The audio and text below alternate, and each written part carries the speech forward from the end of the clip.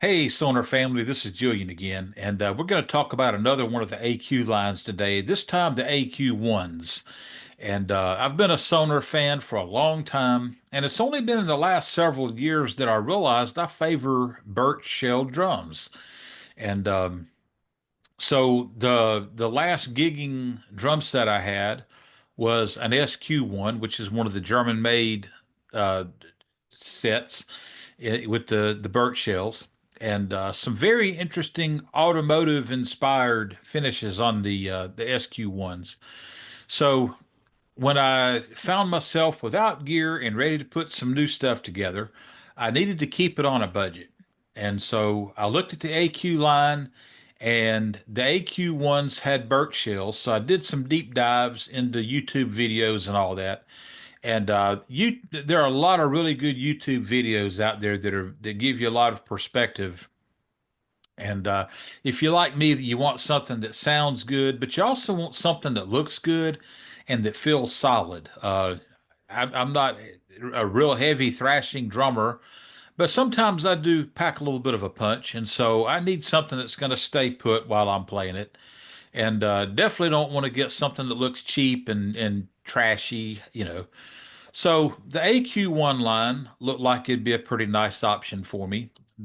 Birch shells, and you had a few options and finishes. You have piano black, piano white, and Caribbean blue. I'm not exactly sure why I didn't go with the Caribbean blue off the bat. I went with the white because in a lot of the gigging situations with the lighting and all that, darker color drums tend to not pop, and so I wanted something that kind of stood out a little better. So I went with the white, and I don't have any disappointment with the color or anything. If I were going to order another set to keep for a while, I would get the Caribbean blue just because they're unique. White is white. You see white everywhere. I'm less of a fan of the black because, like I've already mentioned, because they look dark on stage on what may already be a dark area of the stage in a lot of the situations I've been involved in.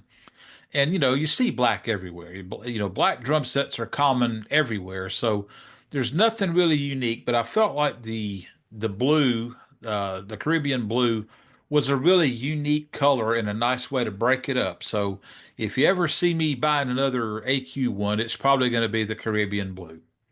But for my purposes at the time, I went with white. And out of the box, I changed the heads. I don't think I hardly ever play factory heads. I save those because I'm so prone to buy and resell gear. I like to put the original factory heads back on. In my mind, it redeems some of the original value, even though it's a used set.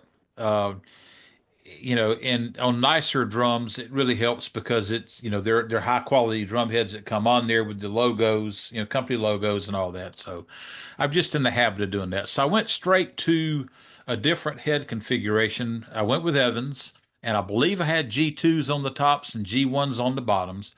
I never did gig these or play these in church, so all I can tell you is from a perspective of rehearsals or practicing at home, and I really liked what I got. I wound up getting an extra floor tom, so the configuration I went with was the 22, 10, 12, 16, and added on a 14. You could get 10, 12, 14 and add on a 16, but I think if you do it that way, you got a little bit of a few dollars investment there beyond what you would with the adding the 14 instead of the 16. Anyway, not a big deal either way you slice it.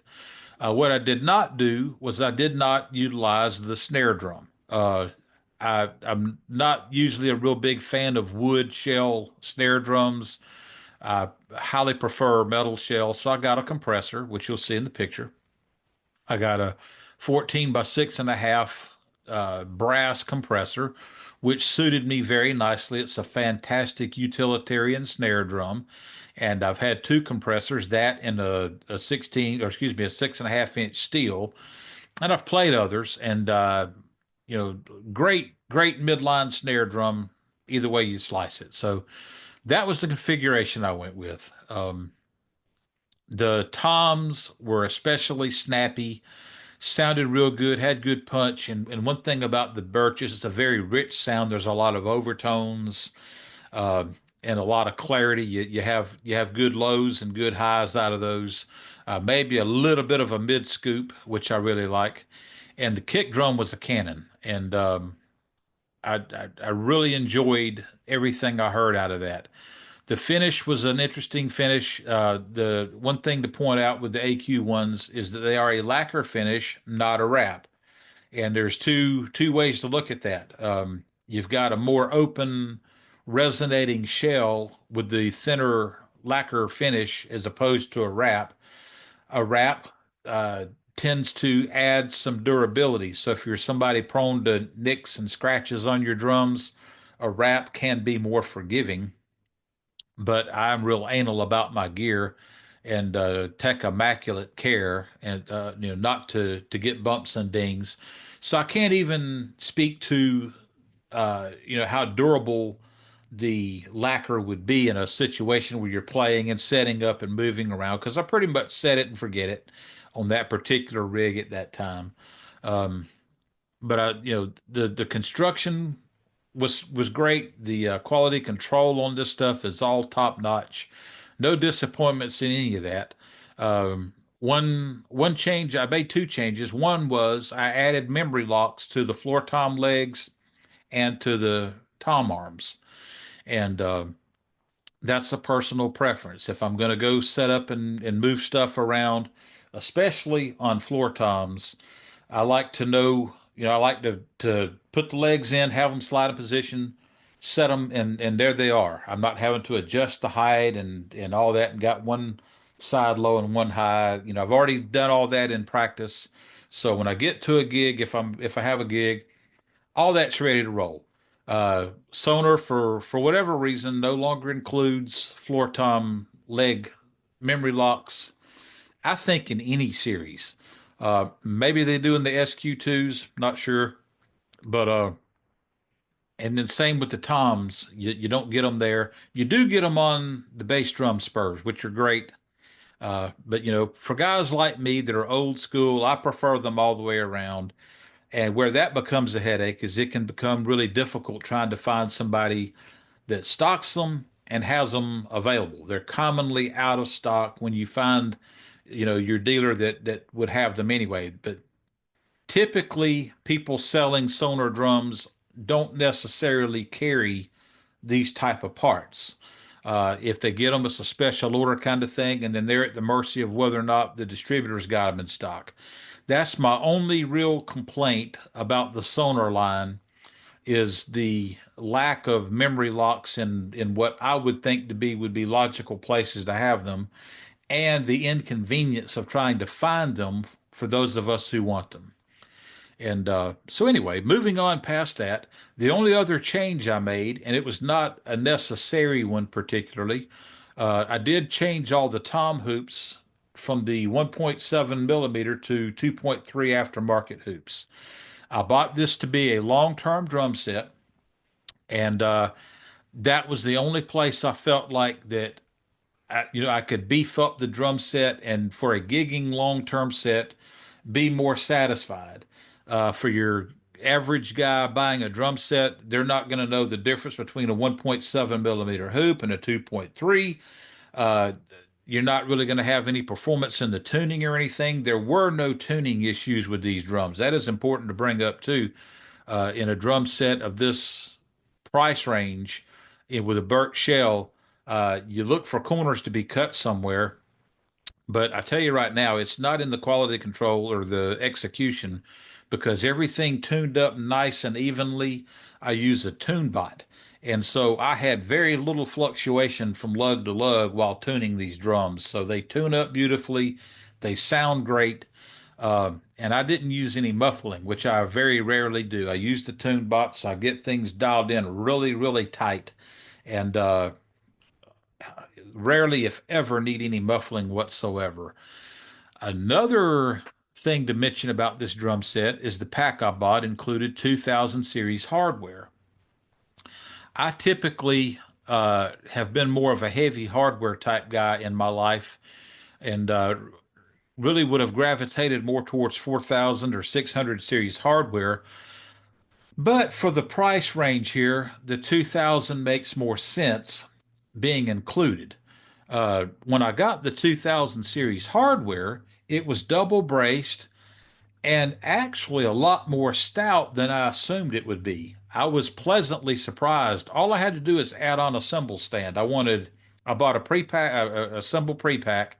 It had a ride and two crashes and hat. So all I had to do is add a cymbal stand for the ride in addition to the pre-pack I bought, and I was ready to go.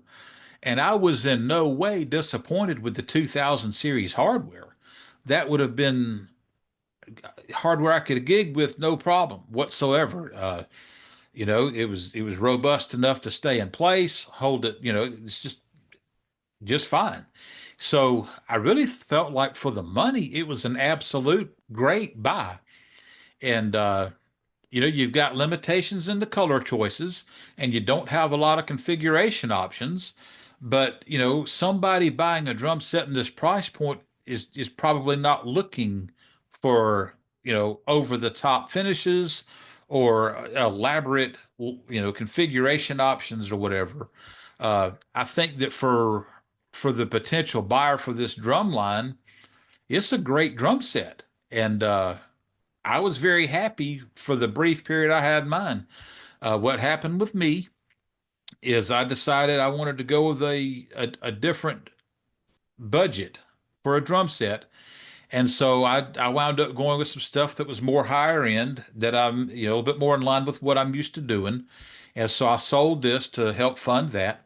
And but I had no disappointments. And the guy that I sold this drum set to, he's a very accomplished drummer, and he was very happy with the drum set himself.